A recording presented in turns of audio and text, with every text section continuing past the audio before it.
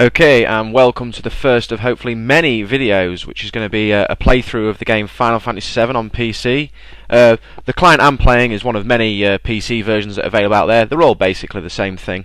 Now, obviously, a few people have said, you know, what kind of things are you going to do to make it different from other playthroughs? Well, this playthrough is going to be complete. It's going to have every avenue explored, all of the extras sort of uncovered, as well as all of the hidden side quests and known side quests completed. There'll be many times in the game when we have to go down two different paths, so I'll take both paths. I'll show you what happens in each scenario, or the best scenarios. There's not really a lot more to say other than that before we start. There's a lot of modifications out there. Obviously, this game, you know, really old, 1997 release. There's two main sort of groups of modifications. There's the big one, which is known as PRP, the Phoenix Regeneration Project. And then there is also one called the Reasonable Mod. Now, the Phoenix Regeneration Project is basically one which alters all the sprites, a lot of the level decals, a lot of the detail of the game, basically making it more up to date for today's computers. Reasonable Mod actually alters the game engine itself, changing a lot of the core sort of values of the game and altering some of the mechanics of how you have to play the game. I'm actually going to be playing the Reasonable Mod because it makes the game a lot more difficult. However, this won't affect too much of the gameplay that you guys will need to do. I'm not going to speak too much more about the modification, so we're going to get started straight away. Obviously, on the start of a new game, you're going to get given this title screen with your opening FMV sequence. Mini spoiler now, probably the only one I'm going to have for the guide. I'm going to try and keep this guide complete spoiler free. Obviously, the character in front of you, is she Aerith or is she Aeris? Well, in the original release of the game, which was in Japan, she was down as Aerith. Now, when they tried to convert that into the US language and the UK language, the TH sound didn't exist to be translated from Japanese, and the closest was an SU sound. So, you know, Aerith would have been translated as Aeris U. Obviously, it doesn't really matter. It doesn't affect the gameplay too much. However, if the game didn't prompt you to enter her name, the dialog box would automatically say Aerith, so that's the name I'm going to be selecting.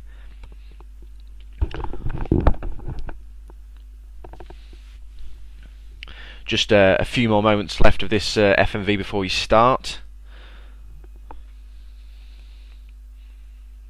Like I said, I'm not going to try and give too much away, so we've obviously got the flower girl here in one of the sectors, which we'll be introduced to in a second when the screen pans out, of the opening city, which is known as Midgar, or Midgar.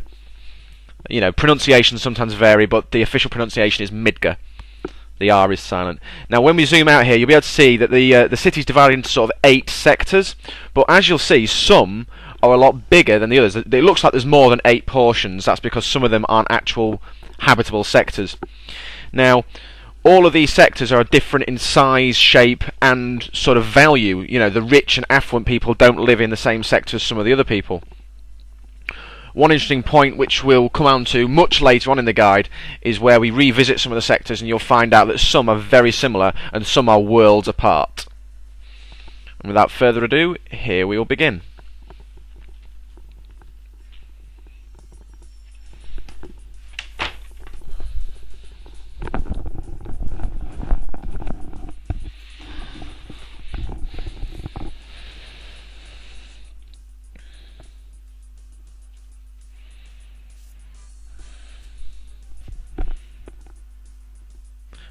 Right, so here we are, we're spawned in.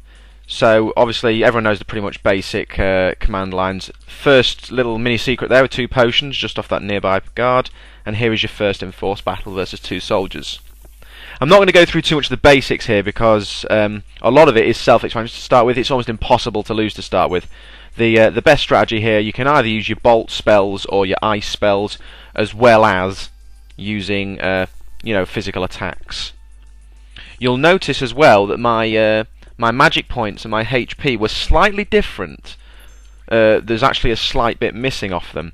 That's not a bug.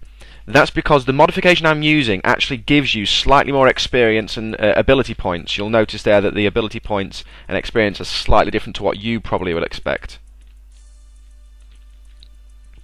Now, this is because on this Reasonable Mod, the game is actually slightly harder. I'm not going to go through too much of the details just yet, not until we've unlocked a few more of the commands, such as materia. Obviously the dialogue here is pretty straightforward. It's basically notifying that this player, Cloud, the main player, was an ex-soldier. At the moment we won't really know what soldier it is, but that will be gone into more detail. This early dialogue between Cloud and the three people here trying to sort of get through the gate is quite indicative of the player that Cloud is. We know, from this early sort of dialogue that he's not very trusting of the other people, and this is our second player, Barrett, is not very trusting of him. So you immediately know that there's going to be some friction building up after whatever happens here. We obviously don't know too much yet about the situation.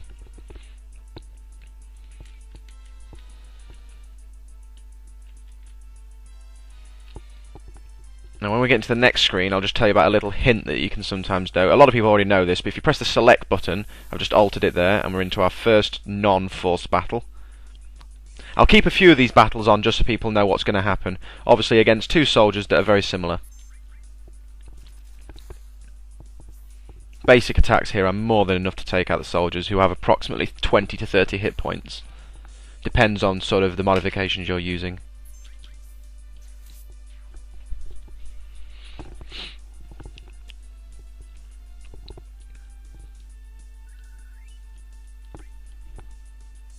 Now, as I said earlier, if you just stop for a second and press select a few times, you can see not only does it give you a cursor to tell you where you are, but it notifies you of all waypoints. Now, waypoints are divided into two here. The little triangles, red indicates a new sort of screen to move on to.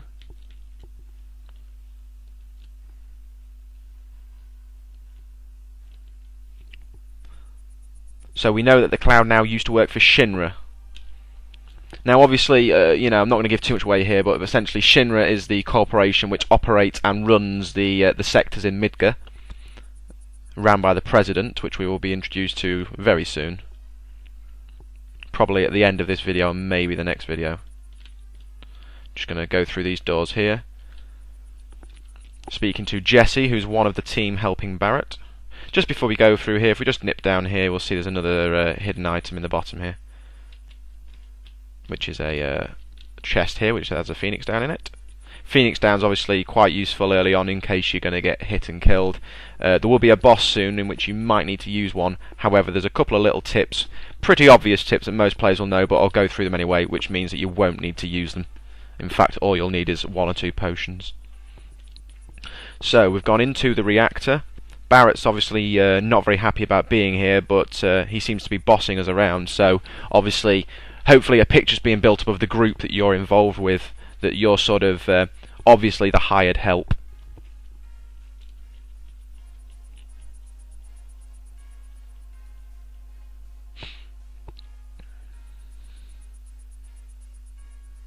A lot of these dialogues are going through quite quickly because I'm just skipping through a lot of them, because there's actually not a lot that you need to know at the moment that I am not explaining here. Obviously the red waypoint there indicating where we've just come from. And we've got our second party member, Barrett.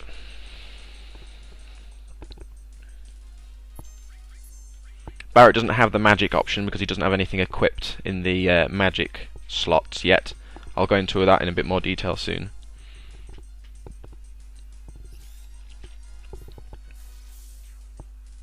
And the first critical hit there. Not a bad start. As you can see, slightly less experience from those guys. A bit easier to kill. They have about 15 hit points, so more than enough for a kill. Okay, this select key I'm just pressing now to turn on and off the waypoints can also be used in battles. Now, a lot of people don't realise this, but it has a secondary use, which I'll explain probably in about the 3rd or 4th episode of this video, which will involve a spell that you can use, which actually gives the spell a secondary use. So if I just press select now, all you'll see at the moment is what each command does and the name of the monster you're attacking. The B next to the monster simply signifies it's the second of those monsters. I obviously killed one earlier.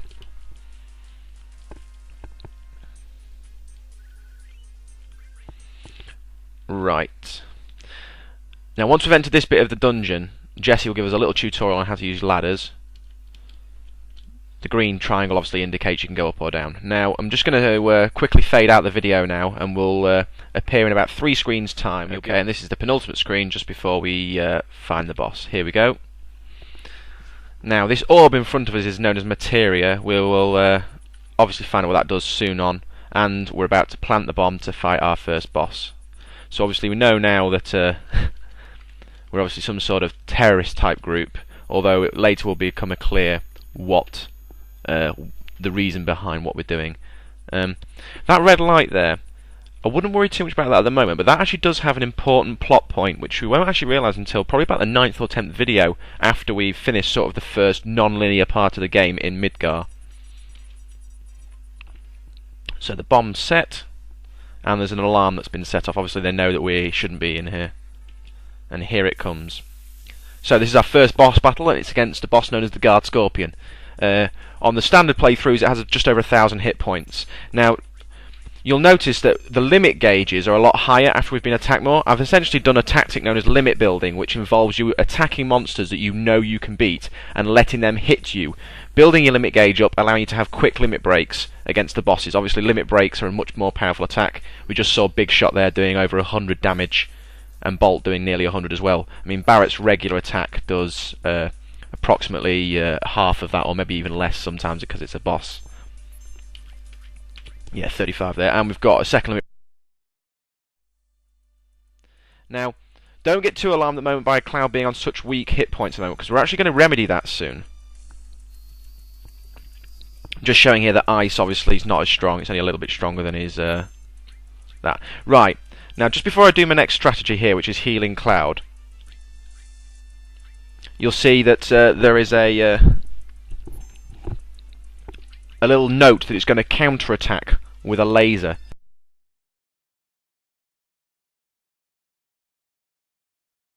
Detrimental to the battle, but if we attack here, it counter-attacks with a very powerful attack called the tail laser. It does nearly 100 damage, well, it does over 100 damage as we can see. So what we're going to do is we're going to defend now. Now the tail's gone down, we can re-attack using the Brava.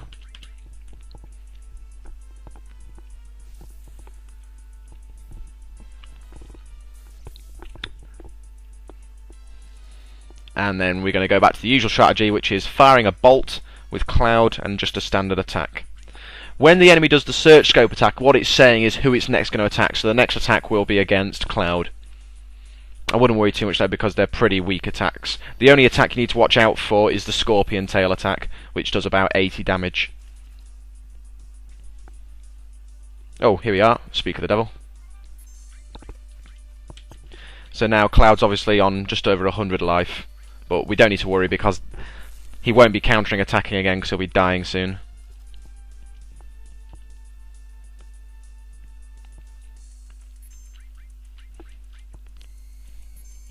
Yeah, the next attack is going to be against Barrett. If he does get another attack into Barrett, it'll probably raise his limit break to full. But there we go, the enemy's down. Okay guys, and that was the first boss battle. Seemed a bit tricky, but that was because I let him have the one counter-attack. Obviously in a normal boss battle I wouldn't let him have that counter-attack. 2 level ups and an assault gun. And now we're going to get a time limit of 10 minutes to escape the whole area with battles. So the first thing I'm going to do is I'm going to delay the time by equipping the assault gun, which gives Barrett a bit more damage. If you just have a look there, there's a difference of 3 in the attack and 1 in the percentage. Also, something says long range weapon. What that means is if we press this button here, order, twice, that means the back row and that means the front row. Essentially the definition is if you go to the back row, you take less damage, but you give less damage. However, if you have a long range weapon, you don't get a damage penalty. So you will take less damage, but you'll give the same. So there is benefit to being in the back row for Barrett now. Now he has a long range weapon. So he'll still do the same amount of damage, but he will obviously take less. I've wasted 30 seconds talking to you there. That icon there, most of you'll know that's a save. Now, if we didn't click on Jesse here, it would actually not let us complete the game. What would happen is we'd lose. So I'm just going to make sure that we remember to get Jesse after this battle. Just going to kill. There's 5 monsters here, so we just need to be a bit wary. 4 minutes of running. Cloud's now down to 6 magic points, so I'm going to opt not to use any more magic. Just for argument's sake, after I've clicked on Jessie and released Jessie because she's actually stuck, I'm going to use a potion just in case. But I don't think I'll need any more help. Obviously, to be a bit wary of the time that we're using up whilst we are in the menu.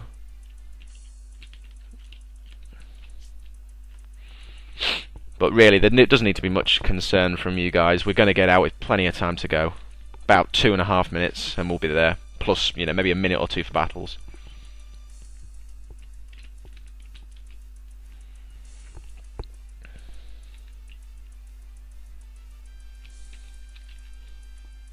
So I've just skipped a bit of time here just to make the video a bit shorter. We're coming back in here, and you're going to click on Jessie twice. Sorry, Jessie and then Biggs to open up the 2 doors. Jessie and Biggs are obviously 2 names which the Final Fantasy franchise has had a lot of. You'll notice that throughout the game there's a lot of these names repeated. There was almost 5 minutes on the clock there when we left, so there was no real rush. And we're just about to see the bomb blast after we've helped up Jessie again.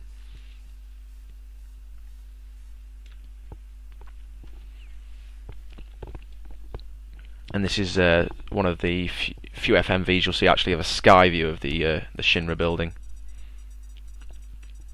Quick bit of dialogue here to give you a bit more insight to what we've done. Obviously, we can clearly see there's been a lot of mention of planets so far, so you can kind of think that maybe these are sort of like eco-terrorists, so to speak.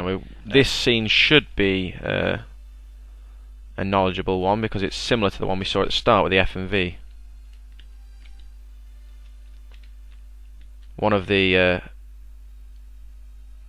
first FMV sequences which doesn't actually matter, but it can affect how the game plays out later. It doesn't change how the game plays, but it sort of makes it, give you different outcomes and makes you feel a bit good about yourself. The choices I made there, obviously you'll have seen them, but it basically doesn't affect it. It just costs you 1 gil. Obviously I've got hundreds of gil, so it's not a big deal. And then we're going to come through a little sort of broken down area here. There's a little blue bottle there. If you pick that up, it's just a quick potion for you. The players here, the non-playable characters here, won't give you any sort of help. Now, what is interesting though, is that you get a choice to fight them or run away. Now I'll show you what happens. We can fight one set and then you can run away from the rest. This choice is it's just about building up experience and whatnot, giving you some battle time. I think I'll fight the first lot and then probably skip the rest just to speed up the video. So Bolt there, and then Brava. Now, it's important to try and use limit breaks as much as possible for 2 reasons. Number 1, they're very strong and obviously give you easy victories. But number 2, you can learn new limit breaks dependent on how quickly you use your limit breaks. To learn the second limit break of a specific level, we're level 1 obviously, I'm not going to fight these. To learn the second limit break of level 1, I just need to use my first limit break a few times. I think the number varies on level to level. I think it's about 8 for the first one, off the top of my head. So obviously I've not opted to fight these. It doesn't make any difference whether you do or not, because this is what's going to happen now. He's going to jump onto the train.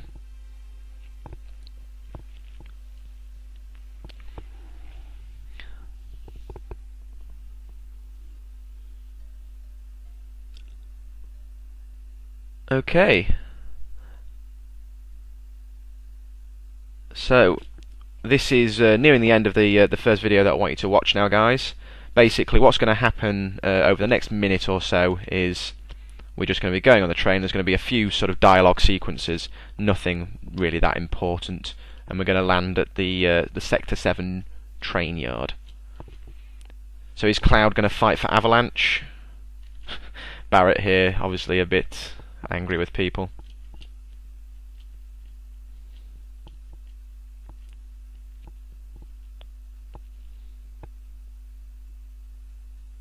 So those noises you can hear, the knocking, obviously that's Cloud on the roof. He's just about to come strolling in.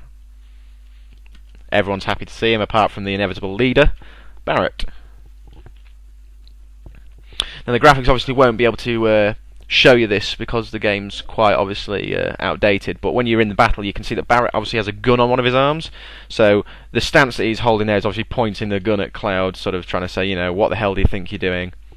The gun on Barrett's arm is obviously a permanent fixture there. He only has the one working hand. You know, as with most things in an RPG, you know, things get revealed over time. Well, I say RPG, good RPGs, things get revealed over time. So yeah, this train's going to take us out of the reactor that we've just been in, and into essentially the slums area, really. Getting a bit clean up there. Right. After you know, after all this dialogue and stuff, basically what's going to happen is we're just going to walk down the train, and we're going to you know, finish up. I'll just put the select pointer on just so you can see where we are.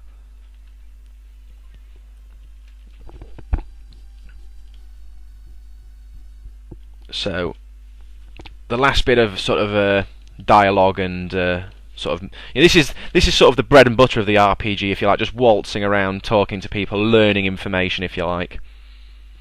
And you can see there, obviously some sort of important looking boss not looking too happy with everyone turning up.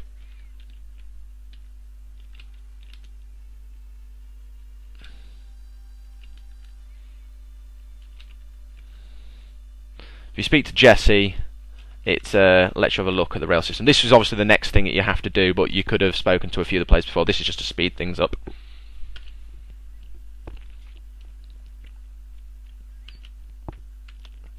I'm not going to skip through this as quickly because there's a bit of information here. I'm not going to talk through it, I'm just going to let you have a quick read of it. I'll have a quick drink while you're reading.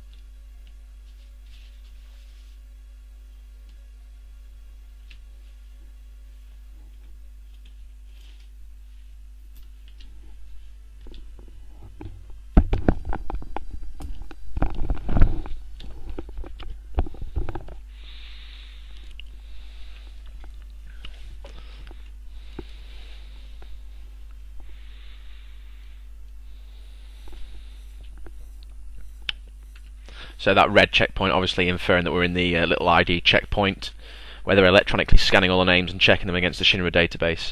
The Shinra database is located at the headquarters. Now on that map, you almost saw it was like a church layout where there was a lot of sort of low-lying ground areas. Those are the sectors, and then the big sort of tower in the middle. That tower in the middle is the Shinra headquarters.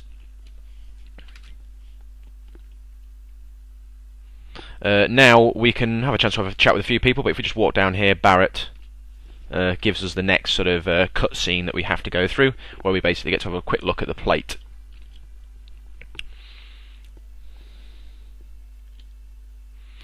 Now, interestingly enough, we're actually existing in what is known as the year 0000, and the gameplay takes place over about a year. The reason why it's known as 0000 is it's because it's the Shinra company who are sort of monopolizing the world have found a way to keep the world going through this Mako Reactor stuff. That's obviously the reactor we just blew up, and this energy that they call Mako energy is obviously a way that they believe the planet can be sort of reborn. So one sort of possible aspect of the renaming of the year is that there are many spin-off games which will sort of often offer insights into why people believe certain stories about Final Fantasy VII. The beauty about this game, I think, and the reason why it's so loved, is because there are never any concrete answers to a lot of questions. Obviously, there's a few that obviously this is a fact, but there's lots which are sort of left there as potential answers, and that's what makes this game so strong, is the storyline to it. Okay, and here we are checking into the Sector 7 train station. Now, obviously we've finished here in Sector 7 train station, so what I'm going to do is I'm going to round off now. I'm going to give you a little insight of what you can expect over the next sort of episode. As episode 1 was quite long, episode 2 sees us leave the train yard, head into the slums, and then explore our second mission.